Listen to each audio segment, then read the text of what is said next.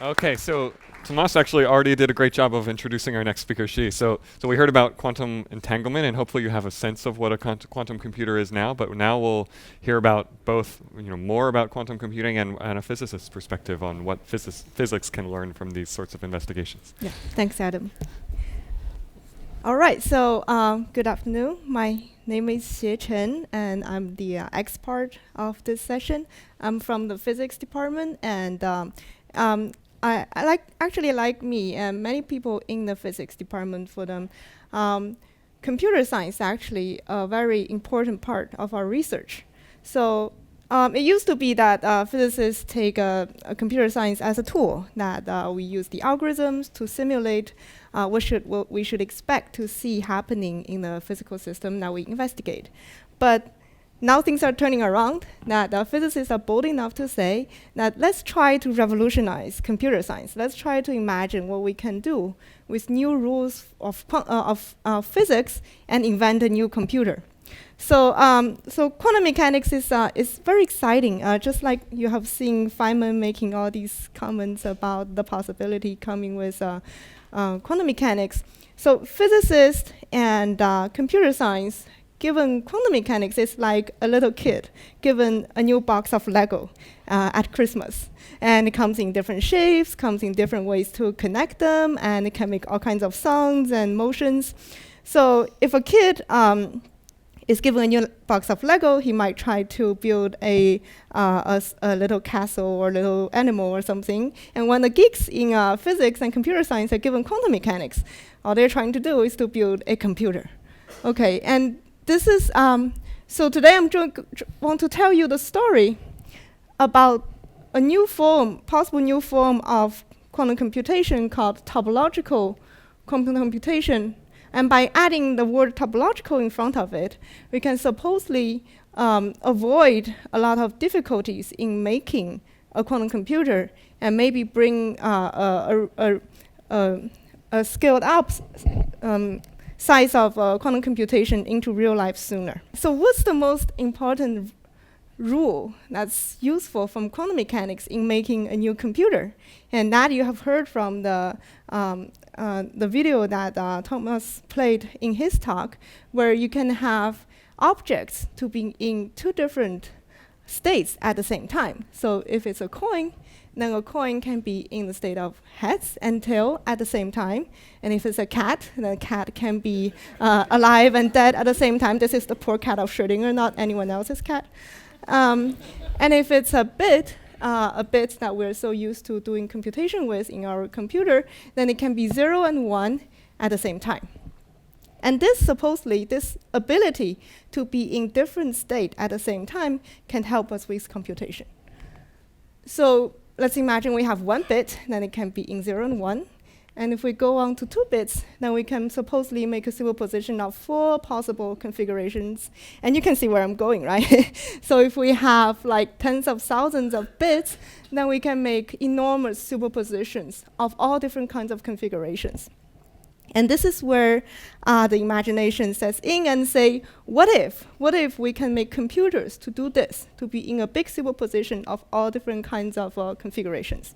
So you can imagine that I input to my computer, to my quantum computer, a set of bit strings, and ask the computer to do the computation for me. And if the computer is quantum mechanical, then supposedly it can do many paths of computation at the same time, right? Just being in a big superposition. And as long as I have enough qubits in my quantum bits in my system, then I can make enormous superpositions of them. And that's like a parallel processing of all the information I want to do. And if that's the case, that would be too wonderful. But nature is not so kind. And nature says that you can make this superposition. But when you try to read out, when you try to observe what's the result of your computation, you need to choose one way to do the observation. So that's like the box, opening one way and opening the other way that you see in animation in Thomas' talk. But nature is not totally cruel, because quantum mechanics allow us not to just see individual paths by themselves, but it allows us to make some kind of mixture quantum mechanical mixture before all these computational paths, before we do the observation. And that's where the power of quantum mechanics comes in. And by doing that, suppose we can do something more than what we can do with classical physics and obtain some speed up of our computation. And of course, that's a tricky process in order to figure out how quantum mechanics can help us with computation in this way. And it takes some genius to figure out how to actually make use of that. And the major breakthrough comes with Peter Shaw, who proposed that we can use quantum computer to do the task of factoring in a much faster way. So factoring is the process where I give you a number and ask you, can I write it as a product of two other integers? Okay, so if I give you 9, you will tell me it's 3 times 3. If I give you 15, and you can tell me it's 3 times 5, but that's because we have experience, right? Basically, we from our experience of multiplication, we know, we can guess what the result is. And if you give me a much bigger number like this, what I can do is to try all the primes smaller than the square root of this number and try on error until I find a factor like this kind. And this is pretty much what a classical algorithm is doing when it's asked to factor a number. And you can see that this is a very inefficient process, because as the number of digits increase in the input, then the number of tries you need to take grows exponentially with the number of digits. So in this case, we know that it can be written up as a product of these two numbers. But once I extend the number by another 100 digits, say, then the time it takes to compute this factoring problem becomes larger than the age of the universe. So this is the number of digits, and this is the time it takes to factor, and it just grows exponentially for a classical computer. And what Peter Shaw said is that a quantum computer, if we are able to observe the computational result by mixing all the different superposed computational paths, then we will be able to achieve a polynomial time algorithm in the factoring. So for me, exponential and polynomial, they describe different functions, but it's almost an emotional word in computer science, right? Because exponential means despair, but polynomial means hope. Okay.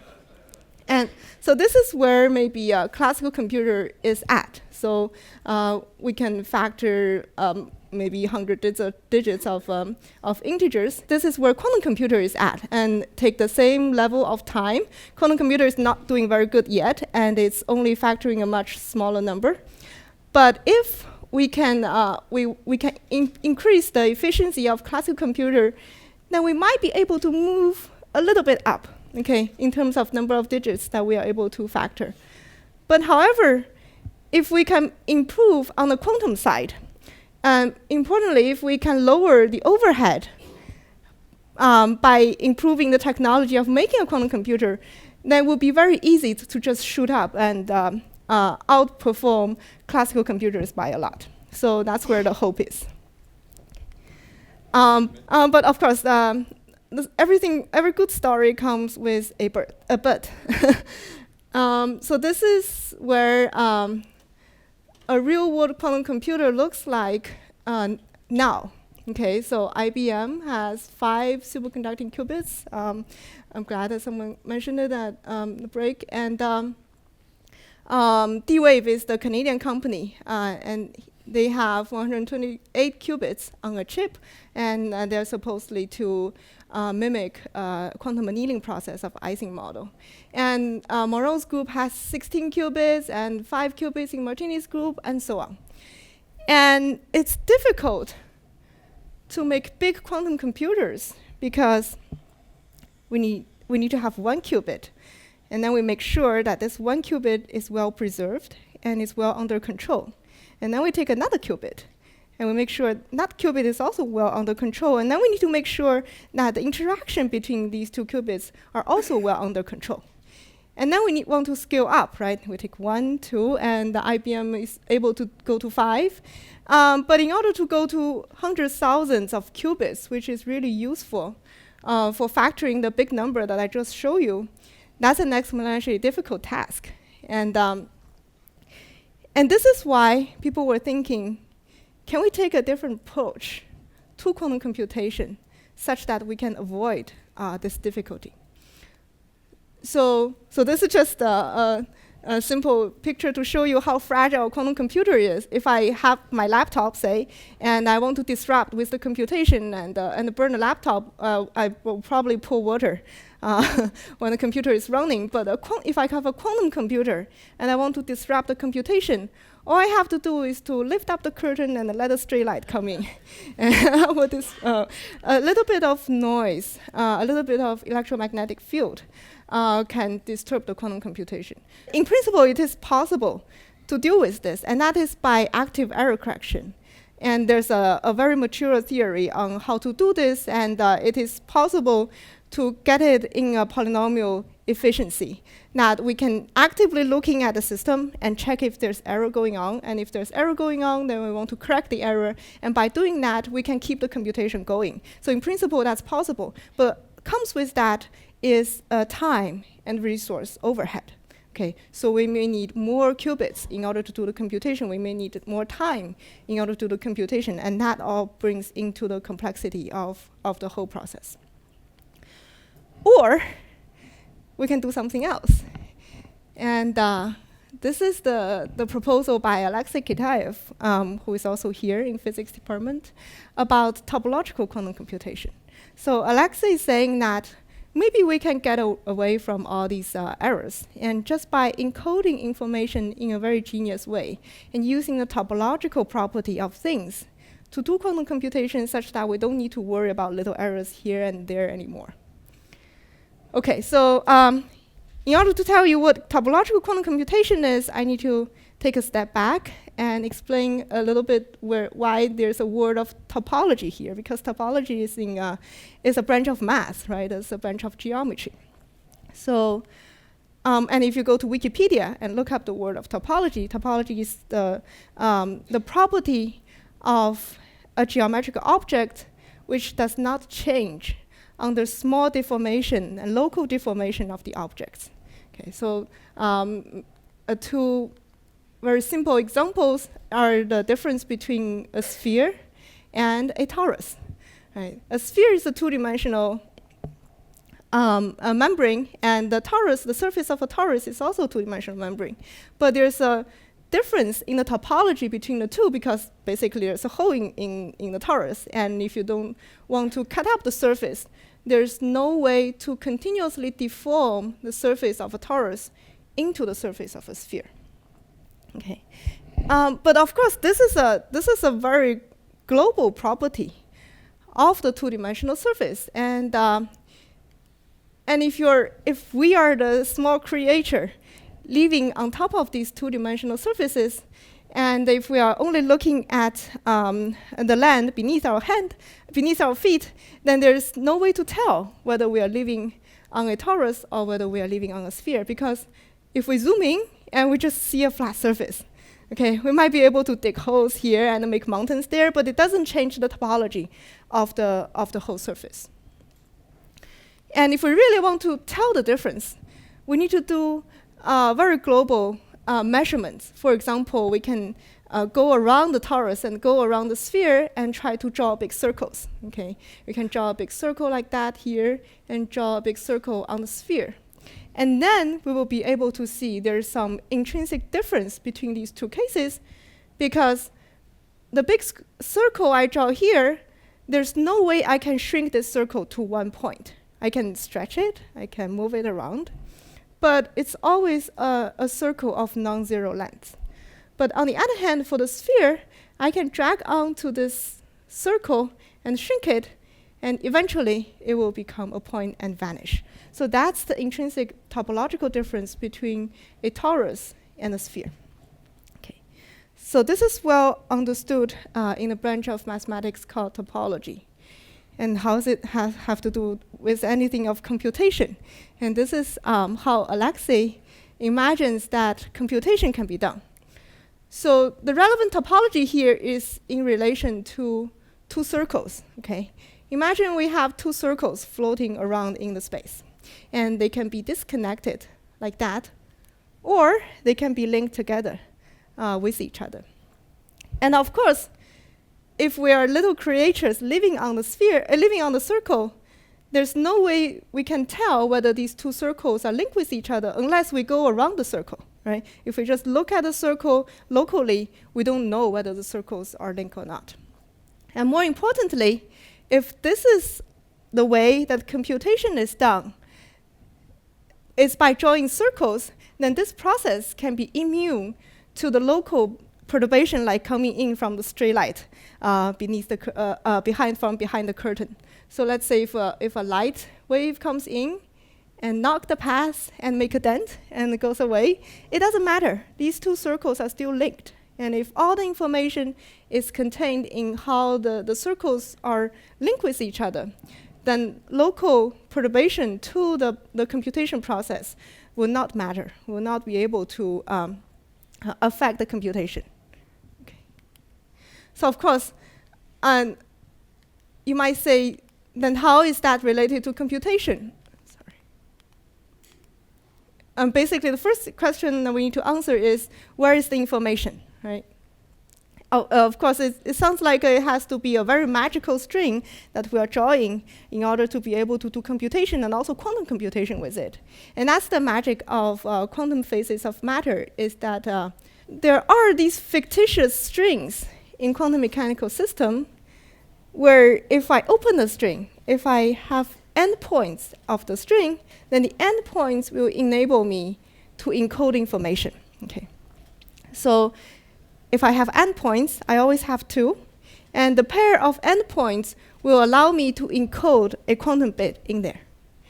And then what I can do is to separate them apart, pull the end of the strings apart, and then this quantum bit will be encoded in a very non-local way. And if I only look at one of them, I wouldn't be able to tell what my information is. So this is a very secure and robust to-perturbation way to encode quantum information. And then what we can do in order to do computation with it is to bring another particle, which another end of the string, which we call anyon, bring it into the world and let it go around one of the other end of the string, and then take it to fly away. And even though the other anyon has to fly away, you can see in the process that the blue string has made a linking with the green string, right? And this is the way we can link all the loops together and make computation happen. So I have a very limited ability in making animations, but fortunately I have Jorge helping me in explaining this process in another PhD comic. So here I will show you another little stretch of the animation. So let's think about the setup of your device. And now I'm producing two anions. Now, think about the two anions being together as being some particle that has some degree of freedom that can be either up or down, like a spin, or maybe like a coin. But now you separate them, and then it turns out they still have that property. But you can't tell what that spin is when you look at each individual. In order to know what's in the box, you need to bring them together, and then you find out. You can't look at this one or at that one separately and figure out what the information is. Therefore, you cannot disturb it. The environment is still providing all this noise, but you no longer care because my qubit is neither here nor there. It's sort of in both places in an essential way. It's just a very clever way of storing the information which is by default hidden from the environment. It's like your computer has the perfect coding, the perfect encryption. Nobody can see it. So suppose you want to record something, like 0 or 1. Then you tell me what you want to record. So we make the two anions, we put your information into the vessel, split it, information is gone. But now we can manipulate that information by taking another two anions. So for instance, give me another number, we put them in another pair. And now we can make operations on those two by just taking one anion from one pair, another onion from the other pair, turning them around each other, then separating everything. We just manipulated the information.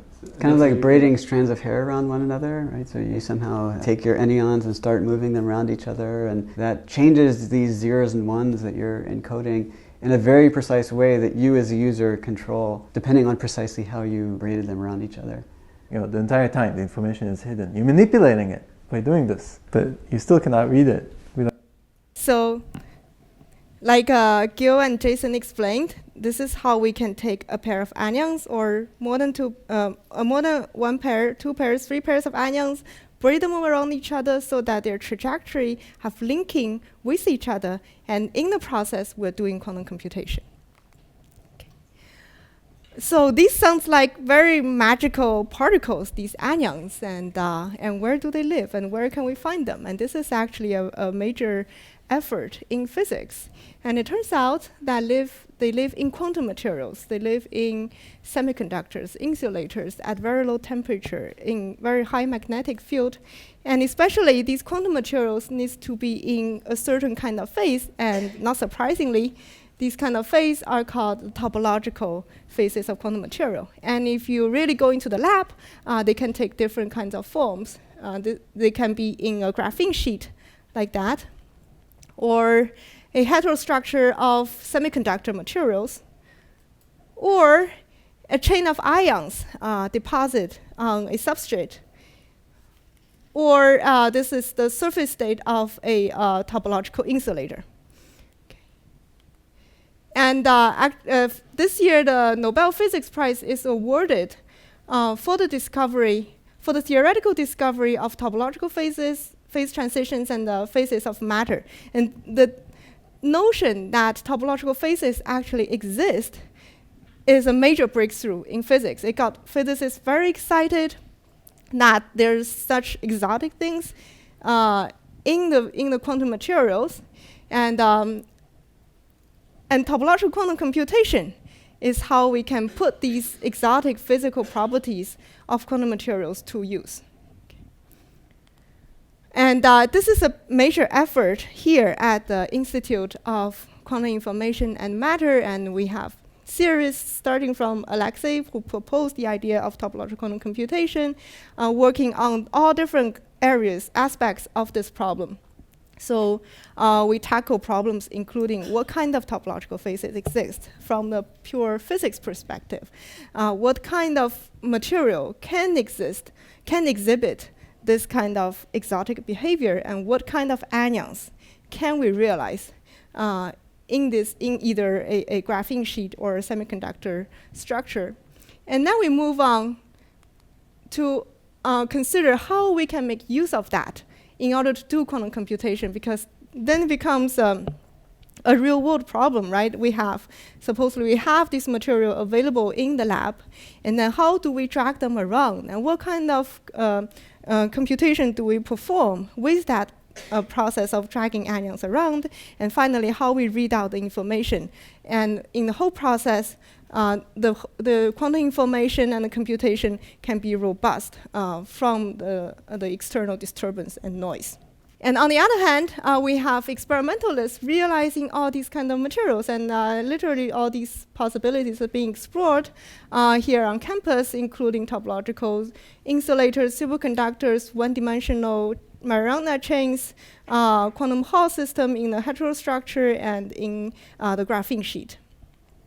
And this is a major effort, and we have a roadmap laid out for possibly how to start from material design and realization to demonstration of the feasibility of having anions, to proposing what to do with them, and finally, how we can make use of it to do efficient and secure quantum computation. But this is not all we do. And what I find most exciting about physics, about IQIM, is that we consider quantum at all scales. Because when I was a student, when I took my first class in quantum mechanics, the first thing that teachers want to say is quantum mechanics is what you want to think about when you go to the microscopic world, right? When you have one atom, when you have one photon. And then that's where quantum mechanics plays a role. And you need to really deal with the quantum effect in order to understand what is happening there. So this is where we start. We start from ions, atoms, and photons. And we try to understand them and also try to control and manipulate them. But then we move on, right? We find that quantum mechanical properties also dominate on the mesoscopic scale. And this happened in the past couple decades, where people can really control the condition of the growth and the property of these mesoscopic materials, and find quantum mechanics in materials of the scale of micrometers or even millimeters or even larger. And this is where these two systems, the microscopic system and the mesoscopic system, is where quantum control has been demonstrated and has been improved over the years. And this is where we design quantum communication and quantum computation protocols upon.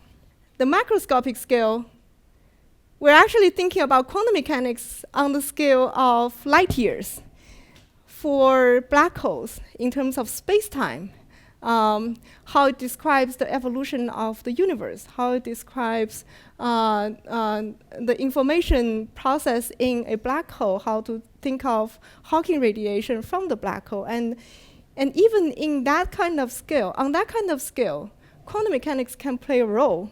And it's so intrinsic to the description of everything in the universe that we actually have to use quantum mechanics all the way through in all areas of physics. And that's what I find most exciting. Now, we're not anymore limited to the microscopic world, but we actually have to go across all the way until light years and find quantum mechanics everywhere.